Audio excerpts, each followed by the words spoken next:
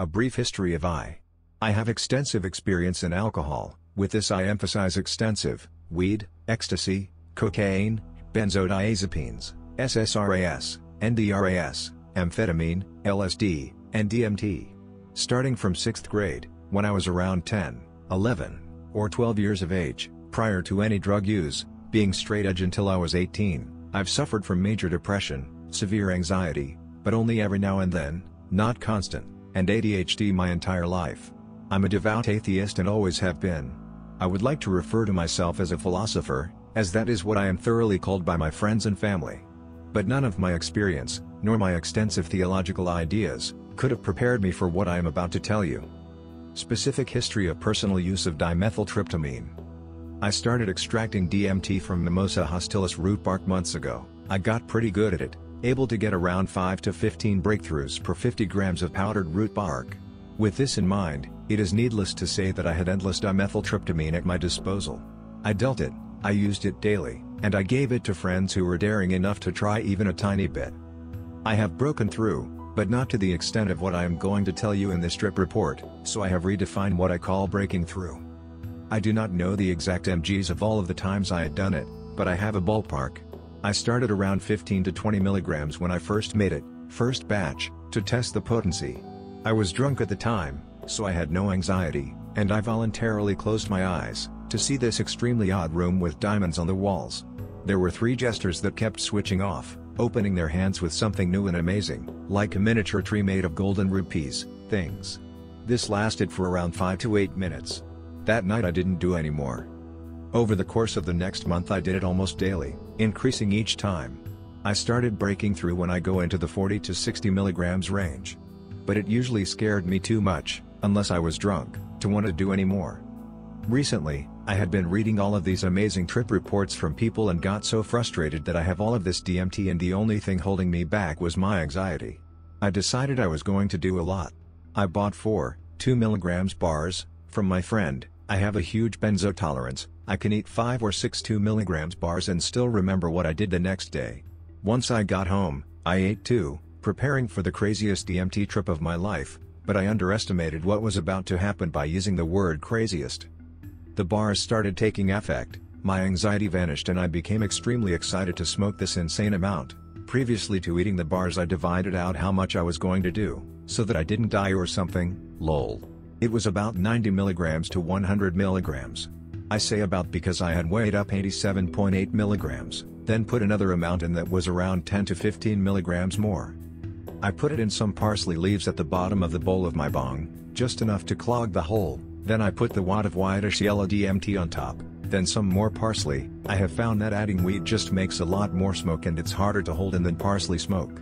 I filled the bong with many ice cubes, sat down on my bed, and took a deep breath.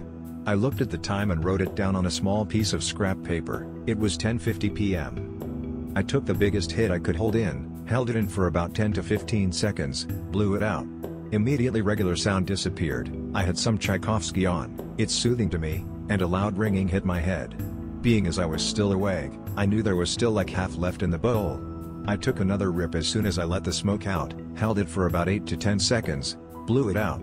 The ringing evolved into beeping as I began with the third hit, white noise, and sounds of technology.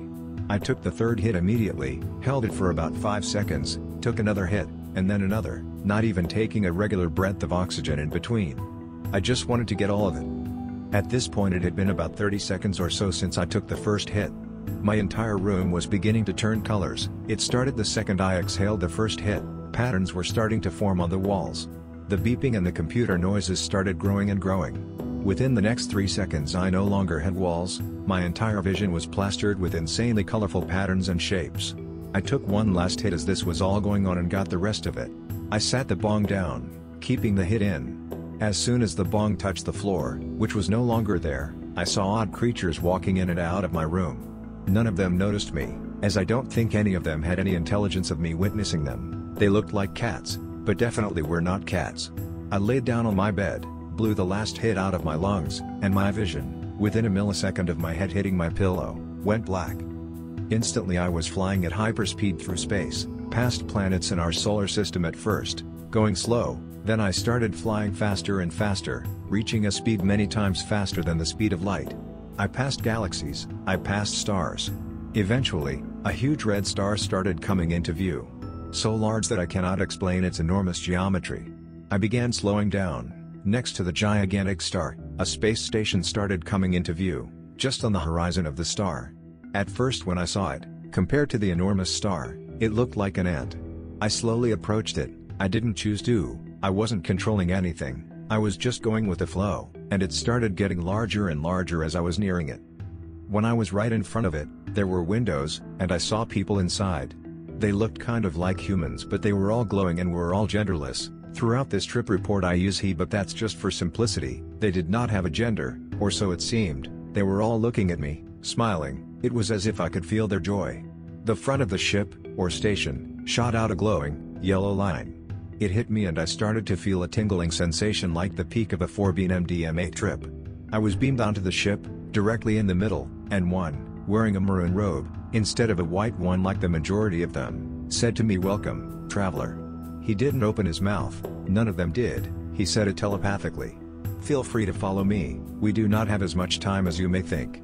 His voice in my head was so calm, 100% kind, there was no underlying meanings in his voice, and this I could feel. He began showing me around the crazy ship. It was about the size of 3 or 4 football fields horizontally laid on top of one another, in a square. It was entirely completely open, all of the controls and people were on the circular edges. But one thing struck me as extremely odd, there were things in the middle of the circle, like the little platform I appeared on, but as I passed a row of them and could see the next row, the row right before was no longer in my way. It was like it was layered, to where I always had a straight shot to my destination. It's really hard to explain, but that's the best I can do.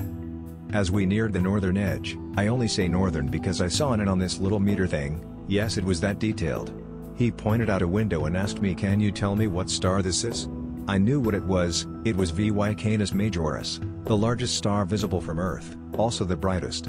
As soon as the name popped into my head, he said, "Very good, this is why you're here, your knowledge of what really matters is what sets you aside from most. You have chosen to let us know that you're not a part of the failed experiment that your entire planet seems to be. There have been many others, such as yourself, that have done the same. But because of how large your population is, there should be millions that have chosen to visit us. Do you know how much time it took for us to create that planet, the one you refer to as Earth?" he asked. "It took millions beyond millions of years. First, the creatures I believe you call dinosaurs started evolving. We noticed that they just weren't what we were looking for. In over 160 millions of years, they failed to surpass savagery. We had to destroy them, with the meteor. Your kind, and many related others, showed much promise in the speed of your evolution. But now, your kind is ruining your planet, worse than the dinosaurs ever were. We have left you be because many of you have shown potential, but the problem is increasingly worse." I asked him, "Well," asked being, I just thought of it, and he would answer, scared shitless, if they were going to destroy us as well, eventually that is. He replied, "We do not have to, you're doing it for us. But, on the contrary, you and your fellow travelers shall live on, among us, after your earthly being has long since passed. The religious followers of your home have called our society heaven." As if he sensed my fear and confusion, he then put his hand on my shoulder and said, "Follow the path you have chosen, traveler, you will not regret the outcome, that I can assure you." Then they all turned to me and bowed quickly. I thought, thank you so much for giving me this knowledge, but I have so many questions to ask, I can't just up and leave. He replied, "You will see us again and you know how." I thought, okay, but, one thing, how come you're all telepathic? This time, he replied in words, his voice sounded exactly the same as it did in my head, but I didn't feel his thoughts, I just heard his voice. He replied, American English, era 21st century, think about it, traveler, if your entire world were telepathic, the consequences would all eventually lead to peace. We cannot lie to one another, we cannot deceive one another. Many have tried, but it is impossible to hide thoughts, no matter how good you think you are. But, how? I said, instead of thinking. He thought back again. Instead of speaking this time, emotions. But I also know you're asking me to teach you. Well, how can you use an eating utensil? It's just a natural part of evolution. Within seconds of him finishing the phrase, the ship started to fade away. I saw more and more of space through the ship, it was like it was vanishing. Then, I started flying back to Earth, Much before I got there, the view of what I was seeing began to fade, until I just started seeing the patterns and things again, instead of space. Then I opened my eyes. When I awoke, I couldn't speak, I didn't even care to watch the trailing open-eyed visuals that were still within my field of sight. I was in absolute awe. I just sat there, staring blankly at the floor. I began, literally, crying, for 10 minutes, but not because I was sad, or mad, or happy. The emotion I felt wasn't an emotion anyone has spoken of before, and I quickly realized why. You can't speak of it, it's not possible within our vocabulary. The closest I can come to describing it is a combination of anxiousness, regret, hope, love, confusion, completion, and so many other emotions, but no combination of earthly language for emotions could properly, or even come close to, describe what it really was. With tears filtering my vision, I saw my handwriting on that piece of paper, 10:50 it still read. I glanced at the clock, 11:12. To think that almost all of that happened in around 20 minutes of time, is majorly mind-baffling. For a split second I thought that my depression throughout my life was just me knowing subconsciously that I wanted to be with them faster. As usual, I wanted to commit suicide, but immediately I realized, he told me to continue the path I have chosen. I can't kill myself, then I would fail the test. At that very moment, my depression stopped. I've never once wanted to commit suicide again, I've never once thought about giving up since. This experience has, so far, cured my depression, but it skyrocketed my anxiety. It's hard not to think about what I witnessed and what I was told, it's hard to tell myself it was just the drug. Do I believe it was real? I simply do not know, but if that were all my imagination, I wouldn't mind lying in a bed, with an IV of DMT constantly entering my veins and permanently inhabiting my brain, for the rest of my life. Follow the path you have chosen, traveler, you will not regret the outcome, that I can assure you.